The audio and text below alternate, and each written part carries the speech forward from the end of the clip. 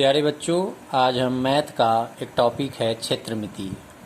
उसमें जितने भी फार्मूला हैं वे आज हम पढ़ेंगे।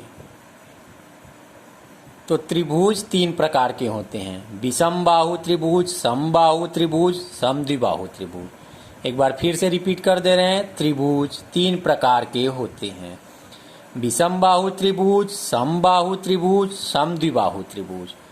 विषमबाहु त्रिभुज, इसमें देखते हैं इसका परिमाप। तो इसका परिमाप होगा a plus B plus C. अर्ध परिमाप क्या होगा? यस बराबर a plus B plus C by 2। और विषमबाहु का क्षेत्रफल होगा under root S minus A गुणे यस माइनस बी गुणे यस माइनस सी,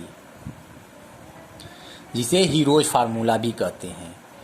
और क्षेत्रफल का एक और जो है फार्मूला होता है 1/2 गुणे आधार गुणे ऊंचाई। दूसरा त्रिभुज है हमारा समबाहु त्रिभुज। समबाहु त्रिभुज में समान भुजा होती है। तो इसका क्षेत्रफल हो जाएगा कड़ी में 3/4 ए स्क्वायर। समबाहु त्रिभुज का परिमाप, इसमें तीनों भुजाएं समान होती हैं, तो a प्लस ए बराबर 3 है। तो समबाहु त्रिभुज का परिमाप 3a। और समबाहु त्रिभुज का ऊंचाई हो जाएगा कड़ी में 3/2 गुणे a। उसके बाद समद्विबाहु त्रिभुज। समद्विबाहु त्रिभुज का क्षेत्रफल होता है b/4 अंडर रूट में 4a square minus B square. और समद्विबाहु त्रिभुज का ऊंचाई होता है 1/2 अंडर रूट में 4a square minus B square. समद्विबाहु त्रिभुज का परिमाप होता है, इसमें क्योंकि समद्विबाहु बोला है तो इसके दो भुजा समान होगी, तो 2a प्लस बी, इसका परिमाप होगा 2a प्लस बी।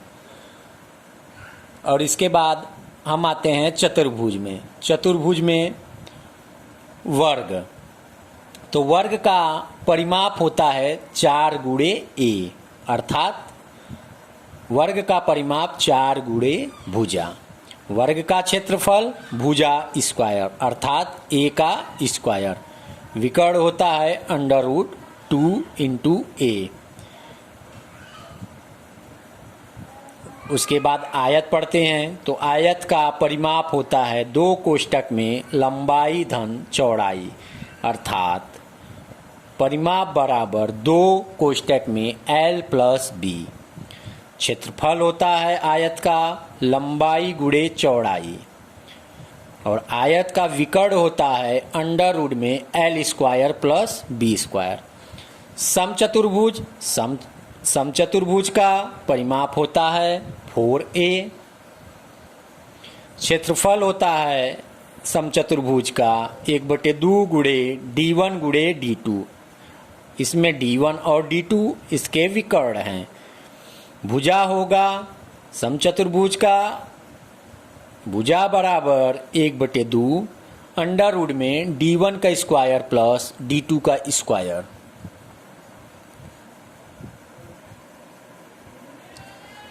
समलंब चतुर्भुज का क्षेत्रफल होता है 1/2 कोष्टक में a प्लस बी गुणे h, अर्थात समलंब चतुर्भुज का क्षेत्रफल 1/2 प्लस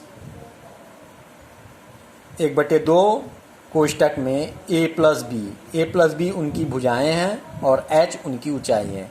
तो समलंब चतुर्भुज का क्षेत्रफल 1/2 कोष्टक में a प्लस बी गुणे h।